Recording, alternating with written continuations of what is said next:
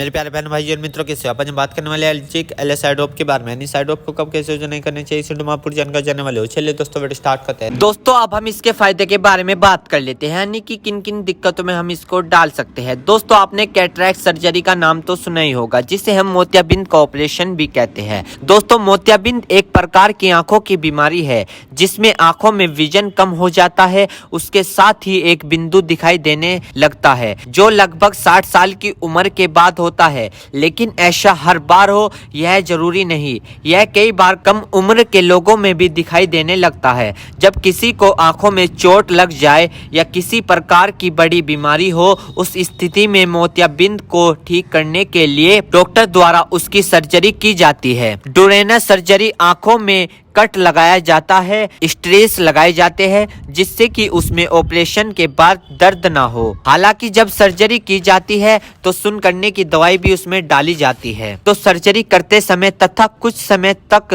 दर्द नहीं रहता, लेकिन जब इस दवा असर खत्म हो जाता है तो आंखों में तेज दर्द होना, सूजन आना, लालपन होना, कुछ इस तरह की अन्य प्रकार की समस्या होती है और इसको ठीक करने के लिए ये ड्रॉप दी जाती है। यानी कि अगर आपको ये दिक्कत होती है तो इन सभी को ठीक करने के लिए ये आई ड्रॉप डॉक्टर द्वारा दी जाती है।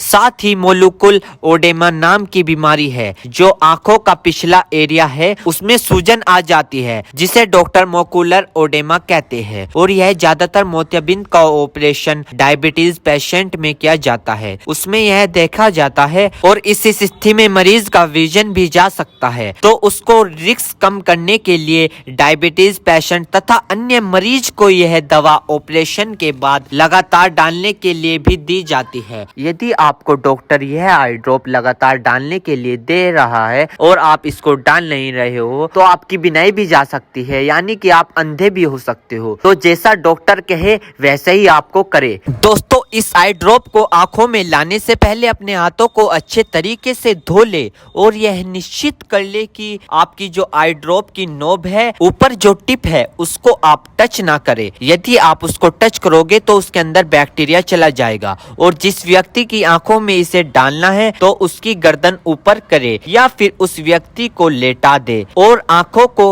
नीचे से पकड़कर पूरा खोले और इस ड्रॉप को आंखों में डाले और फिर कम से कम उसकी आंखें 2 से 3 मिनट तक बंद रखे, जिससे कि उसको बहुत अच्छा रिजल्ट मिल सके। इस आई ड्रॉप को आप दिन में 2 से 3 बार भी डाल सकते हो या 2-2 बूंद एक बार भी डाल सकते हो। और इसके अलावा जो आपके डॉक्टर आपको सजेस्ट करे, यानी जितनी आपको डालने को बताए उस प्रकार भी आप इसको डाल सकते हो। और दोस्तों इसी के साथ साथ आपको एक बात विशेष रूप से ध्यान रखनी है, किसी भी प्रकार की आई ड्रॉप बिना डॉक्टर की सलाह के नहीं लानी चाहिए, क्योंकि आंखें है तो रोशनी है, जान है तो जहां है, वरना सब मिट्टी समान है। दोस्तों अब हम इस आई ड्रॉप के साइड इफेक्ट के बारे में बात कर लेते हैं। वैसे तो इसके कुछ खासकर साइड इफेक्ट नहीं है, फिर भी सामान्य तौर पर कुछ ऐसे साइड इफेक्ट देखने को मिल सकते हैं, जैसे कि आंखों में जलन आ सकती है, एकदम से सूखापन आ सकता है, चिपचिपी आपकी आंखें हो सकती है, सर दर्द हो सकता है, नोजिया हो सकती है यानी कि